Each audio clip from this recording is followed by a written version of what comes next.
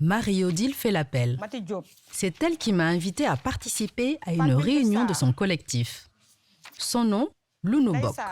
Ça veut dire en Wolof, partager. Il regroupe 35 femmes de son quartier. La plupart d'entre vous ici n'ont même pas de toilettes.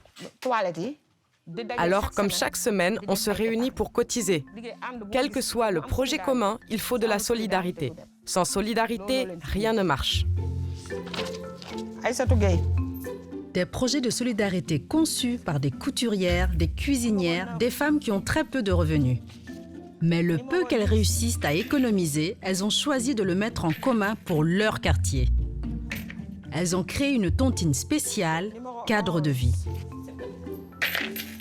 Chacune épargne, ça dépend de ce que tu as chaque semaine. Ça dépend de ce que tu as chaque semaine. Et c'est cet argent qui va pour le cadre de vie. Oui, pour le cadre de vie.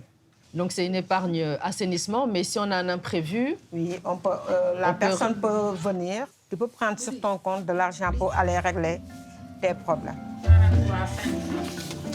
Les problèmes quotidiens que rencontrent ces femmes sont en effet nombreux. Mais elles ont réalisé qu'en se mettant ensemble, elles arrivaient non seulement à se motiver, mais aussi à mettre de côté chaque semaine, en moyenne, 50 000 francs. Chacun amène son père pour qu'on ait de la force pour combattre quelque chose. C'est ça notre combat. Marie-Odile, comment tu expliques que ce combat pour l'assainissement, il est porté par les femmes et pas par les hommes? Même l'avenir des enfants, c'est entre les mains des femmes. C'est nous qui enfantons. Nous sommes leaders lorsqu'on est né en tant que femme. Et sans nous, le monde ne va pas marcher. C'est nous qui éduquons. Nous veillons aussi à la santé de nos enfants. Les hommes, tu ne les vois pas. Le matin, même à l'école, tu ne les vois pas. À l'hôpital, si ton enfant est malade, c'est la maman qui amène. C'est pour cela qu'on a porté ce combat. L'environnement soit sain et les enfants soient épanouis. 35 femmes qui se battent ensemble.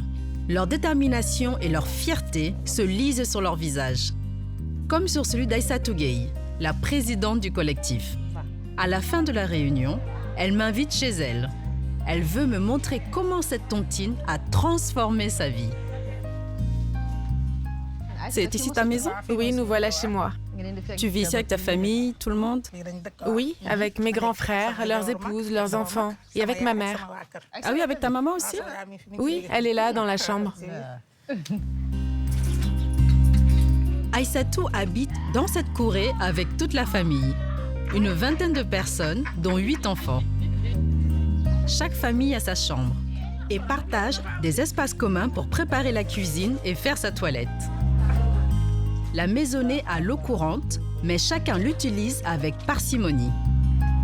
C'est un bien précieux qu'il ne faut pas gaspiller. Mais depuis peu, toute la famille se réjouit d'un grand progrès. Les eaux usées sont maintenant évacuées facilement, proprement et en toute sécurité.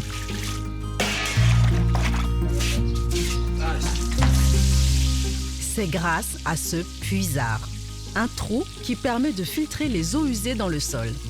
Cet ingénieux système d'assainissement a été financé et installé il y a 2 mois par le collectif Lunubok dans la rue d'Aïssatou et de Marie-Odile.